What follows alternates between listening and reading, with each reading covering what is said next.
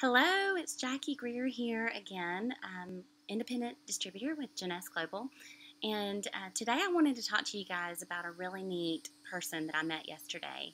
Her name is Caroline St. John, and she was the guest speaker at a event that I attended yesterday for Leadership Green. I'm a part of a leadership class here in my county, and we graduated on yesterday. So that was a lot of fun. But so I definitely, just a little side note, this leadership class is through my local Chamber of Commerce, and if you're interested in participating in anything like that, it's a really great opportunity because it allows you to learn more about the county and the area that you live in, so that when you're out and about, you can talk to people about what it is that your area has to offer. It gives you an opportunity to meet new people and to just connect with other professionals in your area, and just really build a sense of community, which I think is very, very important. So anyway, it's a little bit about that her name was Caroline, and Caroline shared a very interesting story with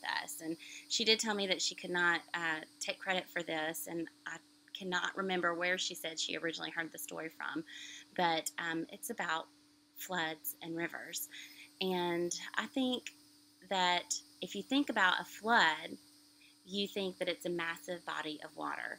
And not only is it a massive body of water, but it's a lot of water flowing fast in many, many different directions.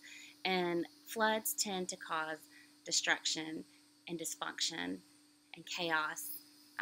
There's not a lot of good that comes from a flood. There's a lot going on, but not a lot of good comes from it. So just like a flood is a large body of water, so is a river. A river is a large body of water. The difference between a river and a flood is that rivers tend to be very tranquil and beautiful, and they give life. They have life that lives within them, and they have life that grows around them. And it's a large body of water that is flowing in one focused direction. And so floods and rivers are the same in that they're large bodies of water, but they're very different in that rivers breathe life and flow in one direction and are very focused.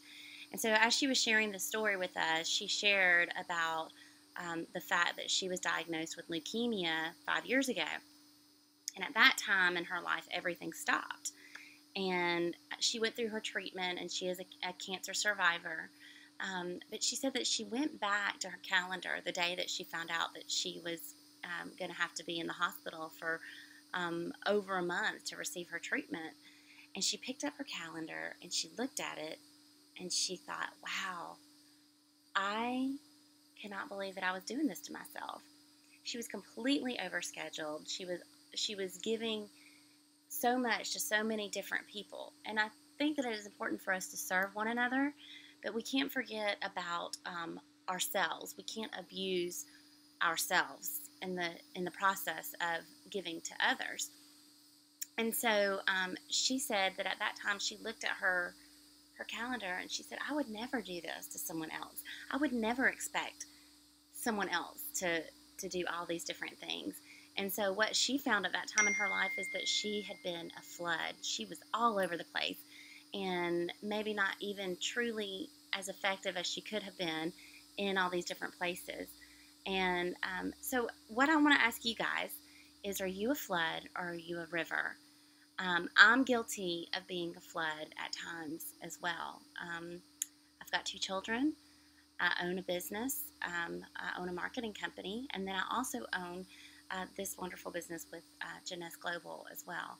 I'm very involved in my church. I sing in my church. I serve on lots of different boards and committees, and so there are times when my life sometimes can look like a flood, and that's not good. That's not good for me, and that's not good for the people that I serve and my family and all of that. So today I want to remind you, let's be rivers. Let's work together to accomplish great things and to breathe life and to accomplish something great together. So I hope that you guys enjoyed that little tidbit of inspiration, and if you want to get in touch with me, you certainly can. You can either comment below on this post, or you can message me. You can always find me on my website at jackiegreer.jeunessglobal.com. And I look forward to hearing from all of you. I hope that you enjoyed it, and until next time.